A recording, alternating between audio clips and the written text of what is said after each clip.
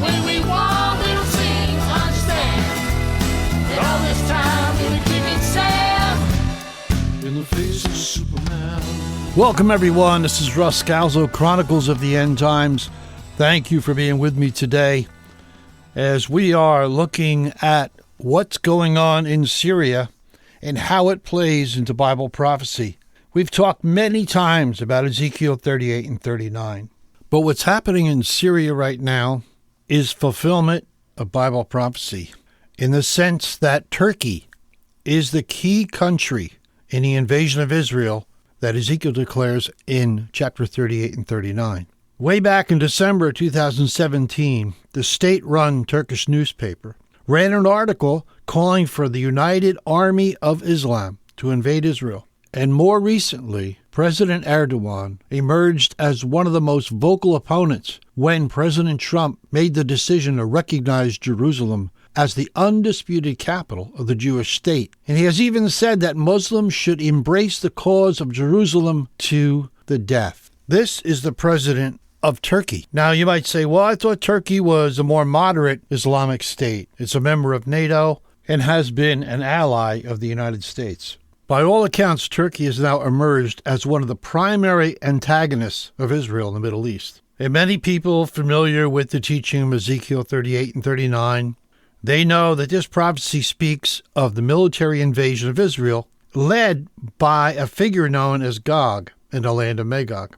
Many times you hear about Gog being a part of Russia, and is also further described as the prince of Rosh, Meshach, and Tubal. It has been believed for years, and I have said it myself in some of my studies, that Rosh was Russia, and the cities that Ezekiel mentions are part of Russia. It is becoming quite obvious that in verse 3 of Ezekiel 38, the Spirit of the Lord is talking about Turkey. It talks about this Gog, this individual, this leader, as the prince of Meshach and Tubal. There have been many books written on Ezekiel 38 and 39. When this invasion was going to take place, how it was going to take place, what are the countries involved. And the debate has always been, is it Turkey going to lead the way, or is Russia going to lead the way? And scholars have been divided on this for some time. But over the last few years, it has fallen out of favor among many scholars. There is near unanimous agreement in the scholarly Bible communities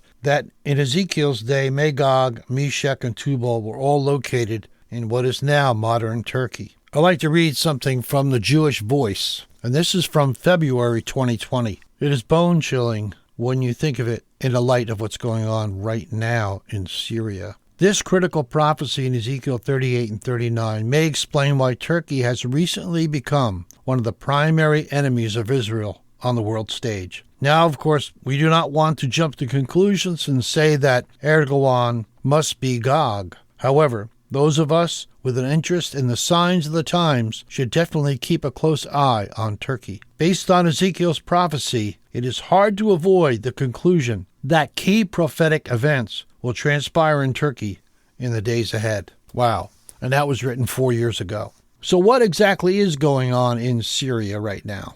And why do we believe Turkey is involved? Let's get to it. President Erdogan has always had it in his mind to restore the Ottoman Kingdom. And if you know anything about history, the Ottoman Kingdom was divided after World War I by England and France. It was known as the Sykes-Picot Agreement. It was an agreement between France and Britain in 1916. It divided the Ottoman Empire into spheres of British and French influence. President Erdogan has always thought of himself as the one to bring all that back. So who are the rebels that are supposedly bringing freedom to Syria? If you know anything about the news over the last 20, 30 years, we know that Assad was a killer, a murderer of hundreds of thousands, some say millions. Between the years 2012 and 2019, a study confirmed 336 attacks involving chemical weapons in Syria. The study attributed 98% of the total chemical attacks to the Assad regime.